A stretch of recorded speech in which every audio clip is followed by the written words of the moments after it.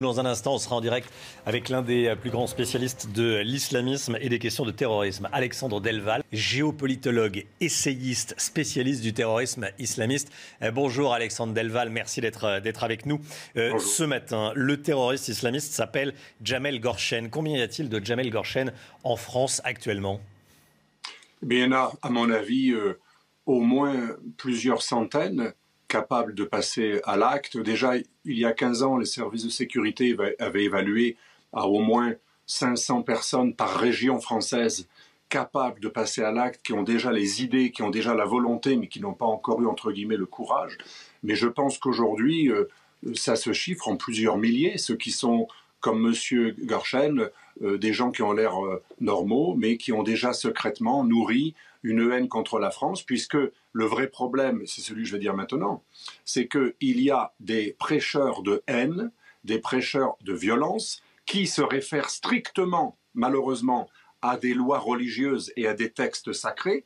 Alors du coup, on n'ose pas les renvoyer parce qu'ils ne font que dire la charia ou dire le Coran, mais avec leur interprétation, bien sûr. Je fais référence à Ben Hassen, l'imam qui n'aurait jamais dû être extradé vers la France, qui était interdit de prêche en Tunisie, mais il avait les deux nationalités, il a été extradé vers la France. Et aujourd'hui, vous me croyez si vous voulez, mais l'imam qui a fanatisé indirectement ce terroriste de Rambouillet, il est invité dans toutes les mosquées de la région Île-de-France. Il a appelé à tuer les blasphémateurs après la mort de M. Paty plutôt que de déplorer.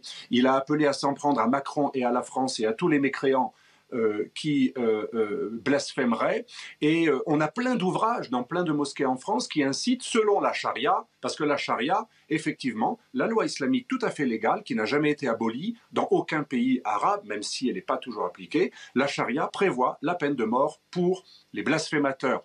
Et ça, c'est tout le problème. On n'a jamais osé renvoyer tous ceux qui adhèrent à cette interprétation de la charia, parce qu'ils disent on va quand même pas persécuter des gens pour leurs idées religieuses. Il faut que ça cesse un jour, cette idée de protéger la haine sous prétexte qu'elle est religieuse. Le projet de loi antiterroriste qui va être présenté en Conseil des ministres par Gérald Darmanin mercredi, va-t-il changer quelque chose ? Il veut mettre en place des algorithmes pour mieux surveiller les réseaux sociaux, c'est stratégique ?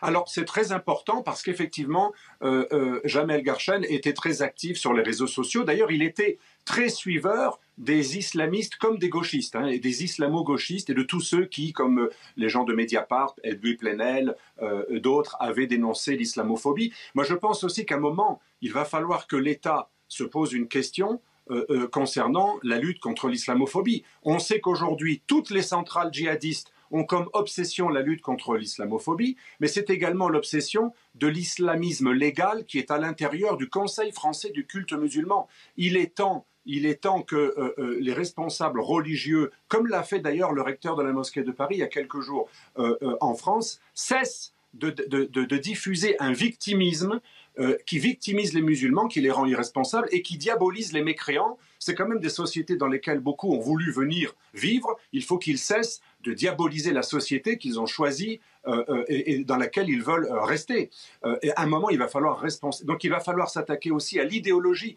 Les interdictions, les nouvelles lois ne suffiront pas. Il faut bannir et délégitimer moralement, comme on l'a fait pour le nazisme, le révisionnisme, les idées antisémites et racistes en général, eh bien, il faut faire la même chose pour le suprémacisme islamiste. Et donc, les différentes lois, dont celle sur le séparatisme, qui n'a plus le même nom d'ailleurs, que j'ai beaucoup suivi, en parlant avec l'un de ses rapporteurs, la sénatrice Eustache-Brinio, cette loi va dans le bon sens, mais elle n'est pas assez complète. Si on dénonce des séparatistes dangereux, les islamistes turcs, les frères musulmans, les salafistes et le tabligh indo-pakistanais, vous savez, qui n'a pas signé la charte des principes, il faut aller jusqu'au bout, il faut les interdire. Mais toutes ces mouvances ont pignon sur rue, il faut le répéter toujours.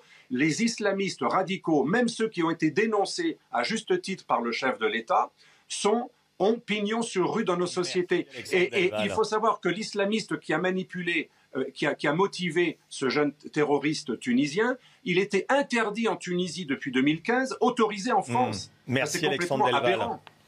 Merci beaucoup.